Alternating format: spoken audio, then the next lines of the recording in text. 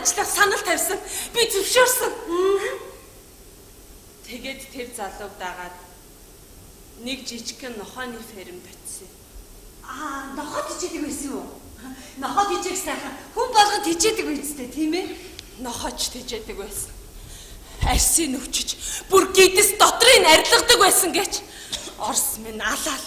Би арсын нүвчиж гидс дотрыг арилгаал. Солонгос эзэн маань аваачиж зараал. Чи явчихгүй яасан юм бэ? Хүн амьдрахын эрхэнд юу ч хийд юм бэлээ.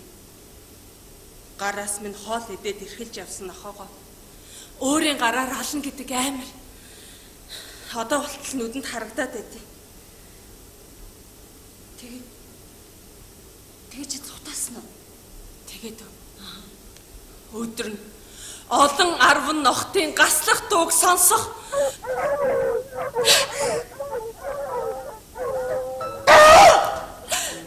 Шүнэн нэвширтлээ согтсон Орсын хулмастай цээжинд тэврүүлж хэвтэн гэдэг. Миний хувьд тэсгийн аргагүй том байсан. Тэсвэр төвчөр минь алдагдахын цагт би тэнчэнээс цутаасан. Тэгээд цутаж явж байгаад санамсаргүй танихгүй айлын эдлэнд ороод бөөн харуул манаа болоод тэгээд энд хүрээд ирсэн. Бас болоогүй. Цутаж явж байхдаа нэг нохоог нь алдсан. Чи яаж нохоо алдаг вэ наа? Яахад заримдаа нөгөө орсчин шартаад басахгүй. Тэгэл би үлийн өртөө ажлыг хийдэг байлаа. Ямар нохоод уруулалтай биш тийм үстэй. Тэр ч тийм л дээ. Надаас нохооны үн гэж хэдийг нэгсэн гэж хэд $10,000. Oh my gosh. Тийм үнэтэй нохоо гэж байд юм уу? Тэр нохоонуудыг яадаг юм? Хүний хэл мэддэг юм уу? Айл эсвэл нисдэг нохоо юм уу?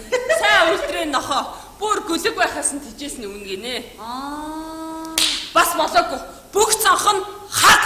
Чи хүүг цонхыг хагалж байгаа. Харин тийм ээ. Солонгос эзнийхэн цамцыг нурсан $500. Чи тэгвэл бүр гартан байлдаанд орч. Харин бүр тэгсэн байлээ. Нэг солонгосын толгойг хагалсан бүр $1,000 гэж. Чи өөрөө яасан? Зүг зүгээр. Би ч Монголд кикбокс оролцдог байсан байхгүй юу? Тэгвэл яста бүр сайн үзэлцэхгүй яасан. Тийм ээ. Цагдаа нар бүр намайг яаж чадахгүй. Би Чингисийн Монгол байна. Мусан цаггаан будааны гялгар хүүдэнүүд хүрээд ирцгээгээд хашиграад байсан. Ястаатай. Хэрэг би чам шиг тэг зодтолдог байсан бол намаа тийм хатсан өгөр солгосоо гэж барьж аваад гүйл